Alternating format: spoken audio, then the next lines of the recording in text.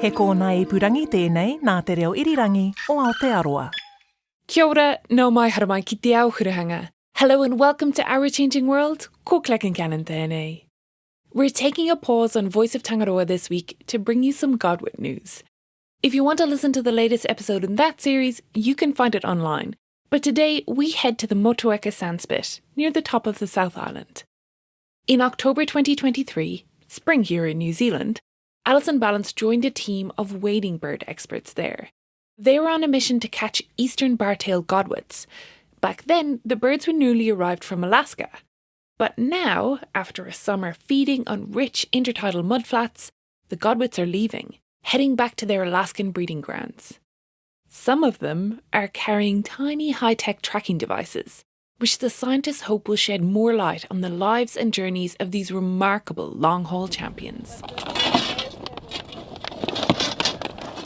We've arrived at low tide on a long sandy spit on the edge of a very large estuary.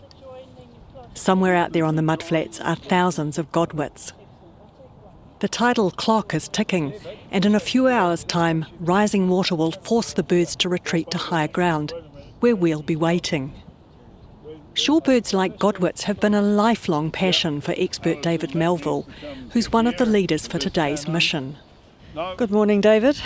Good morning, Alison.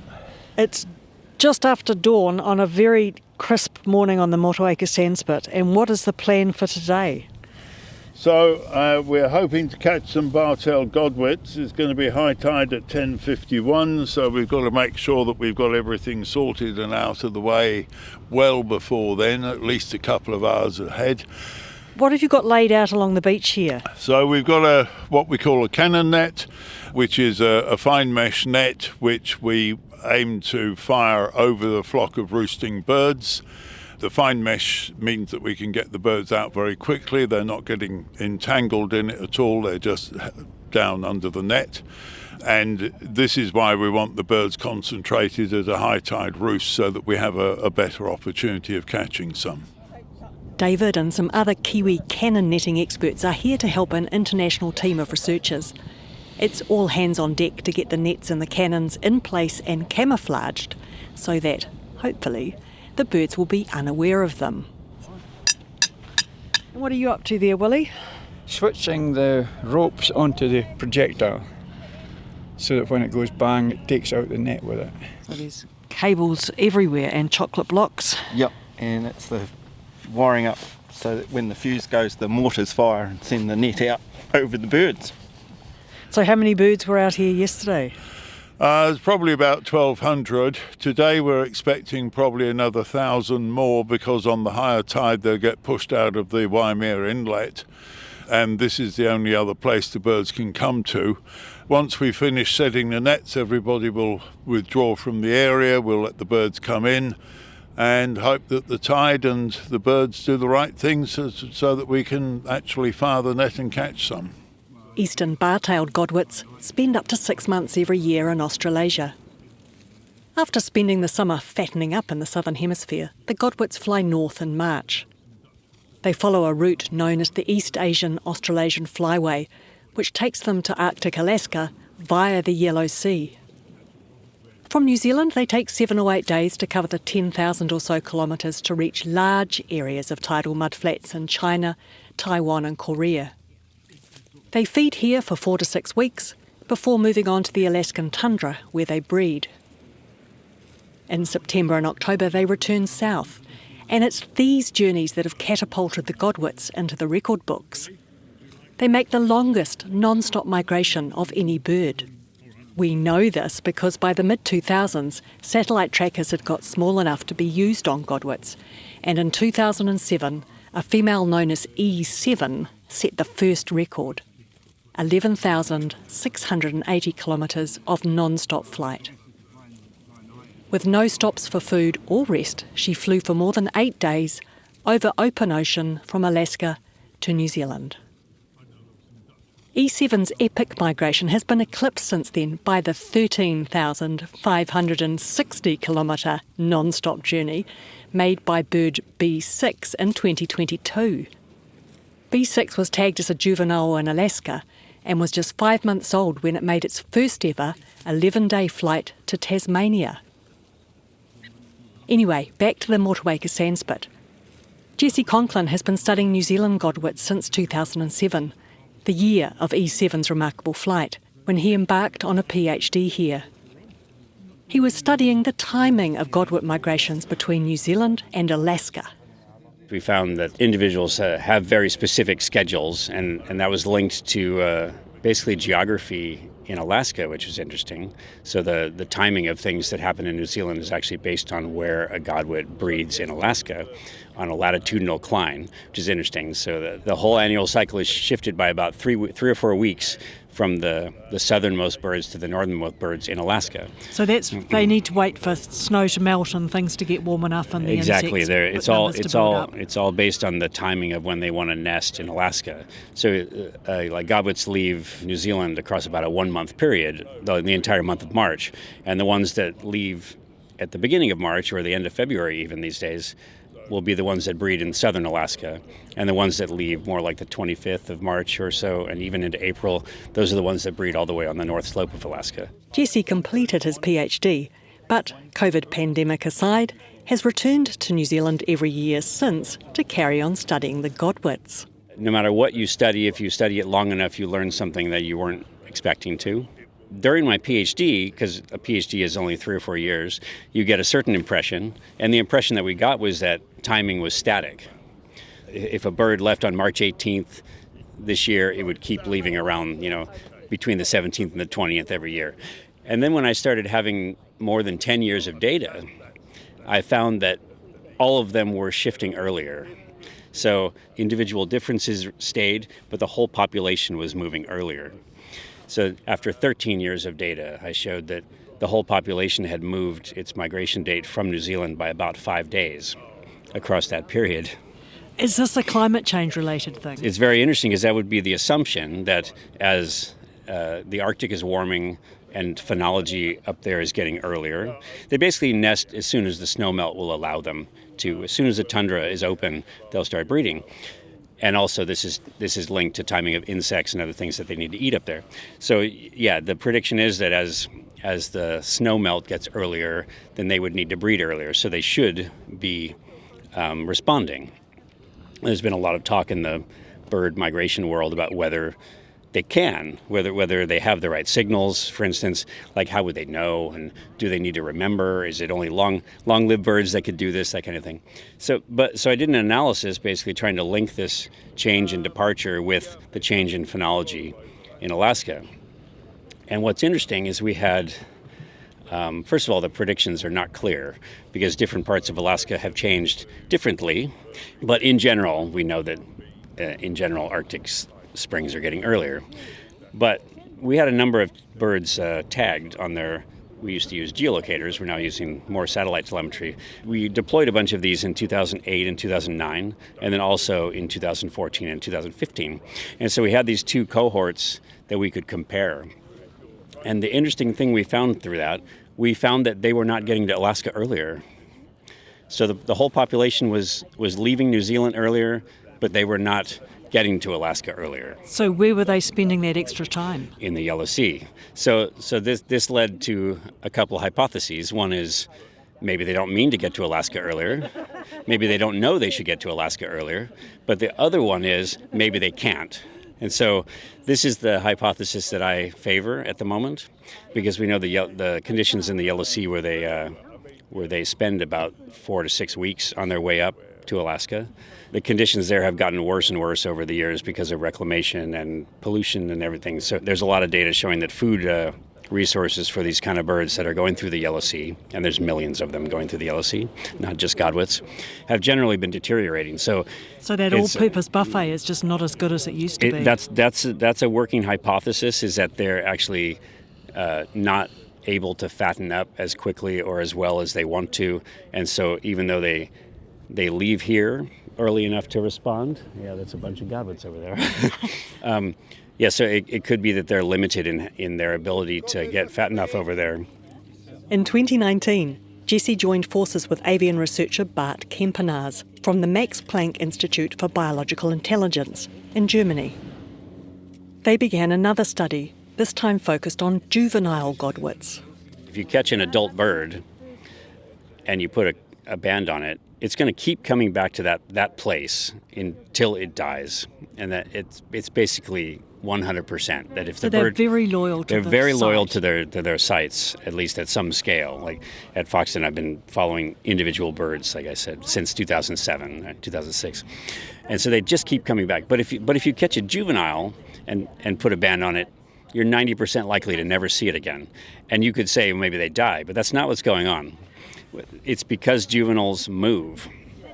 So you think of a juvenile, it's born in Alaska, hatched, and then it flies south when it's about 4 months old, makes the longest flight known in birds when it's 4 months old, lands in New Zealand, and then roams around and finds a place that it's going to call home as an adult. When does this happen and why does it happen?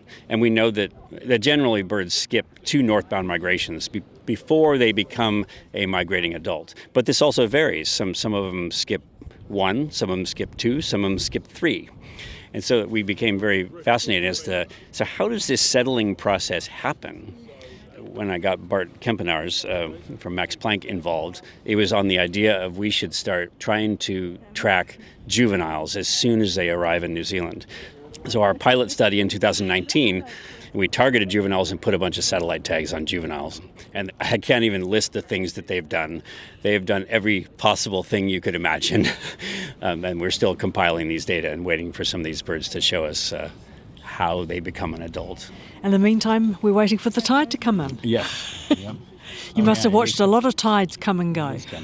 Yep. Yep.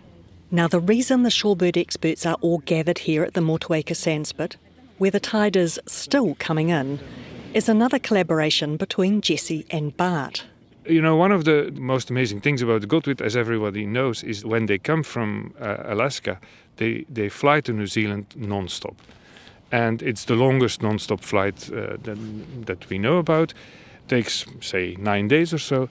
And then the question is, of course, you know, during this flight, how can they do this? Don't they have to sleep? Because all animals need to sleep. Sleep is essential. If you sleep deprive an animal, it ultimately dies. So how can they do this? And there are 2 possibilities. Either they have evolved a mechanism by which they can forego sleep for this period, which would be amazing, or they have found a way to sleep during this flight. And this is, of course, also hard to imagine because they have flapping flight. We expected it would be continuous flapping flight. They can't soar or fly like seabirds. And then it's hard to imagine that they could really sleep during this flapping flight. So one idea is to use tags that tell us how high these birds fly.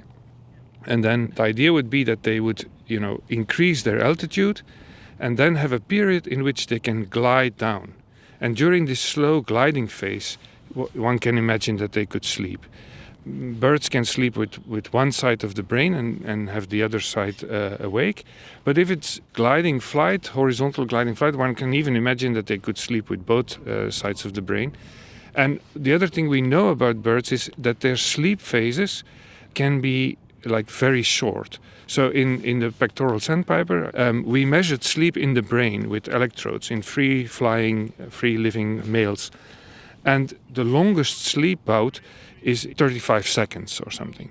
Wow, talk about power naps. Yes, exactly. Yes, exactly. So they make power naps, and in the Arctic it's 24-hour daylight, and they're competing and so on. So we knew that they are active a lot, and if you add up all the sleep, these short sleep bouts, you get to something like 2, 3, 4 hours of sleep. So they do this a lot, but only short times. So it is feasible, based on that work, that the godwits have this kind of gliding phase, and during this gliding phase they could have short sleep bouts. And maybe the sleep then is very intense. This is also one of the mysteries, of course. We still don't exactly know what sleep is about. There are many hypotheses. It is kind of conceivable that they can, in these gliding phases, through short sleep bouts, accumulate enough sleep to solve the problems in the brain. And with the tags, what we hope is that we can kind of see these or not, these altitudinal changes, and then estimate what proportion of this entire journey could they make these gliding flights. Now, this sleep project involves avian sleep expert Niels Ruttenberg, also from the Max Planck Institute for Biological Intelligence.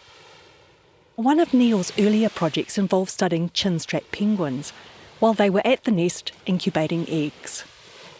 The penguins were fitted with very high-tech tags which used EEG to measure brainwaves directly. It turned out that the penguins are masters of the power nap. Each day they had thousands of micro-sleeps, each lasting just 1 to 5 seconds. Usually just one side of the brain took a micro-nap, so the other side could stay alert for danger. But over the course of 24 hours, these tiny sleeps accumulated to nearly 12 hours of sleep. But what about birds that aren't lying down? Niels' team used the same EEG tags on frigate birds. Tropical frigate birds are large and have long wings, and they are experts at locking their wings so they can glide effortlessly. They spend many days or even weeks at a time out at sea hunting for food, and, like the godwit, they can't land on water to rest. It turns out they grab shut-eye around sunset, when they are high up, circling on thermals of rising warm air. They lock their wings, and one side of their brain goes to sleep for up to 6 minutes at a time, while the other side stays alert to make sure they don't crash into another snoozing frigate bird. 40 minutes to an hour a day is enough to keep them going while they're at sea, and when they're back at the nest, they catch up on lost sleep. Now, godwits are too small to use the fancy EEG tags, so Bart and colleagues have thought of another way to measure sleep deprivation in godwits, which, unlike those soaring frigate birds, have to flap their wings continuously to stay aloft. Ultimately, what we want for the sleep study is variation in how long the journey is. If this bird would really have a period where it was sleep deprived for a long time, then what you'd expect is when it arrives here in New Zealand, that it needs to have what is called catch-up sleep.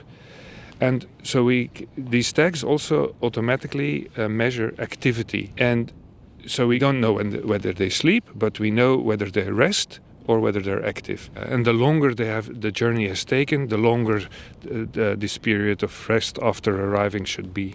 That's our prediction. And so step 1, catch the birds. That's right. Yep, we are still waiting for the tide to come in before we can fire the cannon nets, which gives me a chance to chat with Mihai Valku about the new generation of tags that will be fitted to the godwits.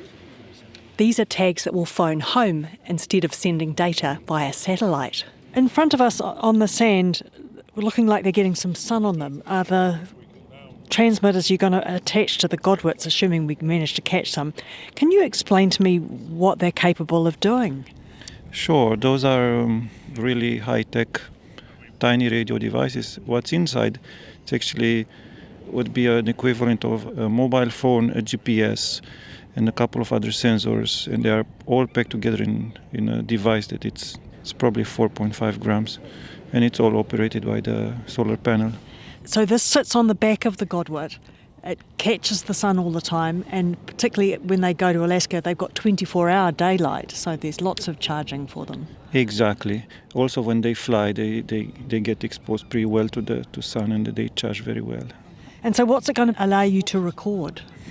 So we're going to record a couple of parameters. We're going to record position, so latitude and longitude, through the GPS. We're going to record several environmental variables, temperature or barometric pressure as well. We're also going to record activity, and this is the most interesting part here. The activity is measured based on accelerometry. So when the bird moves in the 3 directions, so up and down, left, right, and so on, then something is recorded there. There is lots of data processing on the bird, and this data processing is going to be translated into one parameter that will tell us how active the bird is. Potentially we will know if they fly with flapping flight or they're going to glide. How many transmitters have you got? There are 45 here charging at the moment, and we hope we deploy as many as we can. So you got your spotting scope out, Jesse, and are watching the birds down the beach. Yeah, because there's always some marked birds. But I knew that I was looking for a particular bird, and I just found her. In 2019, when we tagged a bunch of juveniles just to see where they went, one night at the Ohau estuary south of the Manawatu, we put out a few tags, and one juvenile female got a satellite tag. And this bird did her roaming around New Zealand like we expected, but then ended up at the Motueka estuary at some point. And she just got back here on the 26th of October, we know from the satellite tracking. So we were checking for her yesterday, but didn't find her. But I just found her. She's just in the flock over here that's approaching. Oh, nice. So this is exactly what we were trying to find out. So she is now an adult and has made 2 full round trips from Alaska from her new home at Motueka, even though we banded her at the Ohau estuary in 2019. On future trips, you'll be able to look out for her again and again and again. Yeah, exactly. Yep. We know how old this one is, so that's the key. The tide and the godwits are getting close, which just gives me time for a brief chat with Janelle Wiranga, a vet who is a postdoctoral fellow at Otago and Massey universities. So we are doing some what we call swab sampling from the godwits. So being that they're migratory birds, it's quite important to know what kind of viruses or other potential organisms that are normal for them to have. And we want to be able to have a good idea of just kind of a surveillance perspective on what's normal for these birds, so that when abnormal happens, which it tends to from time to time, we'll be able to identify that a little bit quicker, hopefully. So one of the viruses that's very much in the news at the moment is avian flu. Yes. So that's the kind of thing that's on your radar? It is definitely something we can find in what we get from the sampling. So if there is avian influenza present, it will be more likely that we will find it, even if it has changed quite a bit too. And that gives us a little bit better evaluation too of how these viruses change over time and space, which is quite important. Okay, I think we should go for a catch while we've got a chance. The tide and the birds are finally aligned. Okay, safety area is clear. 3, 2, 1, fire. It's a successful catch.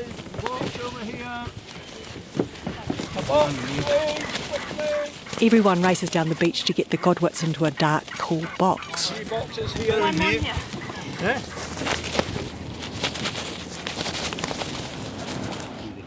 Now everyone is focused on quietly and quickly processing the birds.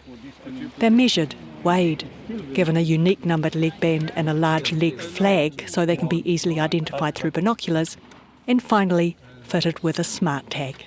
And the bill length is 115. 115? Yeah. So what's your job here, Rob? Doing biometrics of the birds. They just arrived. They are very lean in weight, and now they're starting with their molt. So they arrive in October and they depart somewhere in March, so there's around 6 months. And in that time, the first 3 months, all the energy that they take from the tidal flats here that are so important is basically allocated for changing their feathers. So the feathers that they grow now are effectively the feathers that will end up in Alaska and come back to New Zealand again, and that's 28 to 32,000 kilometers, all with these brand new feathers over here. It is amazing. It's astounding, isn't it? Yeah. It is. Yeah. Great. And then that bird will get passed to the next station, which is you, Janelle, doing... The oral and cloacal swab station. I bet they're going to look forward to that. So looking for viruses. So I just open the beak, and then we'll just put the swab just near the tongue, and the birds don't mind that at all. So then just inserting the swab into the cloacal, and then it's out within less than 2 seconds. Great, and then the bird moves along the conveyor belt. You've had a busy afternoon, Jesse. Yes, we take a bird and we get a small blood sample. We know that from a bird's weight and size, basically what size of harness. And so by the time we're done with the blood sample, Mihai has made a harness of that size. And then they fit it. We test the unit to make sure that it's transmitting, and then we record the right unit number for each bird. And then we get a portrait photograph of it. And then it's released into the wind. 45 bar-tailed godwits will soon be leaving on their annual trip to Alaska, carrying a solar phone transmitter. If they stop over en route in China, where there is a 5G mobile network, they will hopefully transmit some data. If they're in North Korea, however, they won't be able to, as there is no phone network. They'll also be out of phone range in Alaska. So the researchers will be waiting with bated breath until later this year, when the tagged birds arrive back in New Zealand and phone home with their precious data. Big thanks to Jesse Conklin, Bart Kempenaers and Mihai Valku from the Max Planck Institute for Biological Intelligence, and to Janelle Wieringa from Otago and Massey Universities. Thanks also to the Motueka Spit Godwit team, especially David Melville and Rob Schuchard. This story was produced and presented by Alison Balance, and sound engineering was by William Saunders. Extra production help was by Ellen Rikers, and Tim Watkin is executive producer of podcasts and series at RNZ. Our webpage is at rnz.co.nz/ourchangingworld, where you can sign up to our monthly newsletter. And if you've got feedback for us, you can email ourchangingworld@rnz.co.nz. Tēnā koe I whakarongo mai. Thanks so much for listening. Ko Clark and Kanana hau. Have a great week. Kia pai, te wiki.